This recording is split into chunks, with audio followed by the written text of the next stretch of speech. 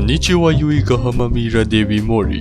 In the previous video, I've teach you kohais how to draw anime hair. So this time, I'll be teaching you how to color them. Daijoubu. It's very simple. Hajimemashou. The first step is to select a solid color of your preference and use the bucket tool to fill the entire area of the hair. This would be your base color. Then, select a slightly darker tone of the base color for shading. In this drawing, I'm using gray as my base color.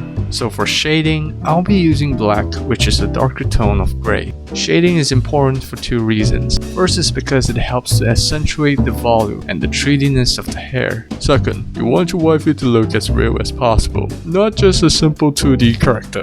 Senpai, you're a delusional. Generally, the shadows are formed along the bottom parts of the hair clump. To put it simply, the shadows sort of trace the outline of the hair clumps. Senpai, I know an easier way to color hair. You just have to use black color as your base color and you can skip shading because nothing is darker than black.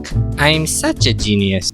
There's basically three main areas where shading is applied. The first area is the bangs. Apply shading at the bangs bottom half. The second area is the side hair. It's basically the same as the bangs, but the shadow usually extends towards the middle section of the side hair. The third area is the inner part of the back hair, especially the ones near the neck. Apply shading to this entire area.